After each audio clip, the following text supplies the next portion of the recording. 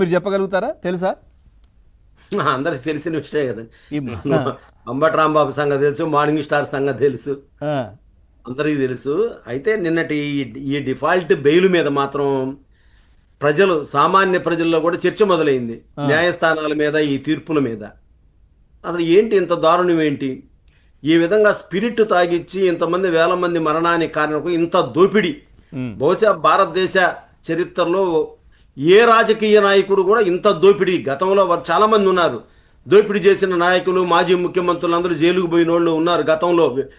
స్టేట్లో బీహార్ కానివ్వండి, మధుకోడ కానివ్వండి, వీళ్ళందరూ ఉన్నారు. ఇంత చరిత్ర, ఇంత కుంభకోణం మనకి ఎక్కడా దొరక. అసలు ఢిల్లీ కుంభకోణమే పెద్ద సంచలనం అన్నారు, 100 కోట్లు 150 కోట్లు. ఇది 1000 కోట్ల కుంభకోణం. ఈ కుంభకోణంలో అసలు డిఫాల్ట్ బెయిల్ ఏంటో నాకు అర్థం కావట్లేదు. జనరల్గా వైఎస్ కుటుంబానికి న్యాయశాస్త్రంలో ఉన్నటువంటి లొసుగుల్ని అడ్డు పెట్టుకొని నేరాలు చేయటం, ఆ నేరాల నుంచి బయటపడటం అనేది రాజశేఖర రెడ్డి కుటుంబానికి, జగన్మోహన్ రెడ్డి వీళ్ళందరూ కూడా వెన్నతో పెట్టిన విద్య. మనం చూసాం బాబాయి హత్య కేసులో ఈ రోజు కూడా అరెస్ట్ కాకుండా ఏ విధంగా బయట తిరుగుతూ ఉన్నారో మొదటి ముద్దాయి ఎంపీ మనం చూసాం మనం. కాబట్టి వాళ్ళకి చిన్న చిన్న లొసుగులను అడ్డం పెట్టుకొని 90 డేస్లో ఛార్జ్షీట్ ఇవ్వకపోతే బెయిల్ ఇవ్వచ్చు, ఇలాంటివన్నీ కూడా అడ్డం పెట్టుకొని ఇంత పెద్ద నేరంలో ఒక సామాన్యుడు తెలియక చేశాడు అనుకుంటే అది వేరే విషయం. అన్నీ తెలిసిన సివిల్ సర్వెంట్లు, సరే ఆ సివిల్ సర్వెంట్గా మారిన క్రమము, విధానము కూడా ధనుంజయ రెడ్డి, కృష్ణమోహన్ తప్పుడు విధానం. వాడు తప్పుడు విధానంలో ఐఏఎస్లు అయ్యారు. ఆ ఐఏఎస్లు అయ్యి ఉండి కూడా ఇంత దిగజారిపోవాల్సిన పరిస్థితి ఉందా? అసలు వాళ్ళకి బెయిల్ ఇవ్వటం ఏంది? తెలిసి చేసిన వాళ్ళకి ఈ డిఫాల్ట్ బెయిల్ ఎలా వర్తించిద్ది? ఇవాళ మరి హైకోర్టులో ఏం జరుగుతుందో చూడాలి. తర్వాత అన్నిటికంటే మంచి సుప్రీంకోర్టు క్లియర్గా, నేను కూడా సుప్రీంకోర్టు జడ్జిమెంట్ అంతా చదివా. అసలు వీళ్ళు మేము అప్రూవర్గా మారతానని చెప్తే ఆ సత్యప్రసాద్ ఇంకో ఆఫీసర్ కృష్ణారెడ్డి గారు మారితే వాళ్ళు ఏమన్నారంటే, మీరు నిందితులు నేరంలో భాగం ఉంటే అసలు మీరు అప్రూవర్గా మారాల్సిన పనే ఉంది. 100ల కొద్దీ, టన్నుల కొద్దీ పేపర్లన్నీ మా దగ్గర ఉన్నాయి. సిట్టు సమర్థవంతంగా సాక్ష్యాధారాలు చూపించింది, ప్రాథమికంగా ఉంది.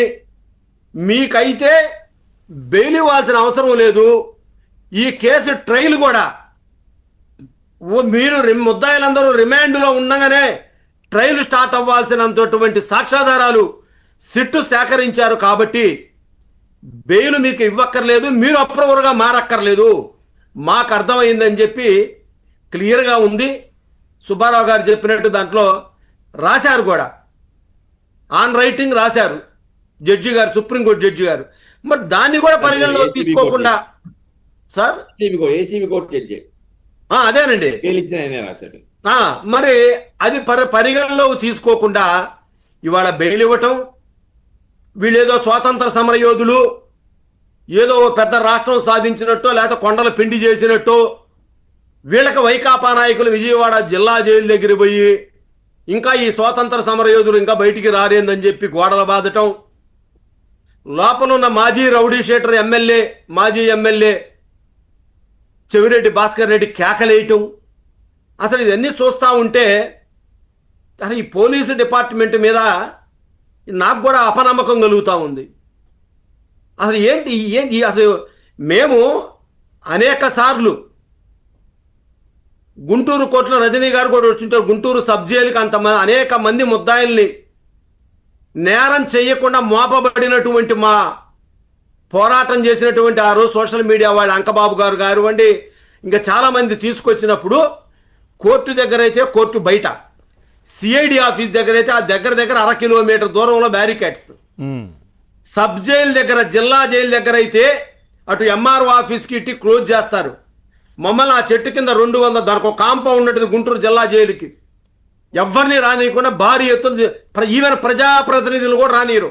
మా లోకేష్ గారు వచ్చినప్పుడు మేము పదవుల్లో ఉన్నవాళ్ళము, మా మాజీ ఎమ్మెల్యేలు వస్తే కూడా రానియరు. అటువంటిది మొన్న తురగా కిషోర్ అనే ఒక నొటోరియస్ క్రిమినల్ మాచర్ల, వాడికి బయటికి అక్కడ పోలీసు వాళ్ళు వాడి సంగతి తెలిసి జీబు లోపల పెడితే అక్కడ జైలు సూపరింటెండెంట్ వచ్చి మీరు పెట్టడానికి వీల్లేదు, బయటికి తీసుకెళ్ళండి, ఈ జీప్ ఇక్కడ ఉండడానికి వీల్లేదు, మీరు బయట చూసుకోండి అన్నాడంట. అంటే ఏంటి, ఏమనుకోవాలి? న్యాయం 4 పాదాలు నడుస్తుంది అనుకోవాలా, లేకపోతే అసలు ఏమనుకోవాలి? ఆ రోజు ఏమైనా ఇవన్నీ నీతి సూత్రాలు, న్యాయ సూత్రాలు?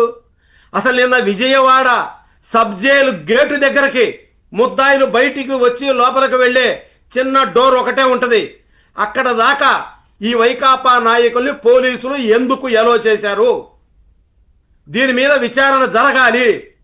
ఎవడైతే ఉన్నారో ఆ రోజు ఉన్నవాడు మొత్తం కూడా సస్పెండ్ చేయాలి. ఆ వార్డెన్ ఎవడో కనుక్కోవాలి.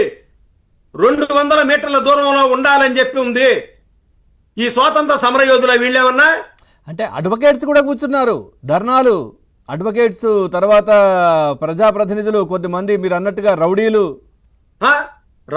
గంజాయి బ్యాచ్ మొత్తాన్ని వేసుకొని వచ్చి మీరు అక్కడ జిల్లా జైలు ఆవరణలో కూర్చుంటారా?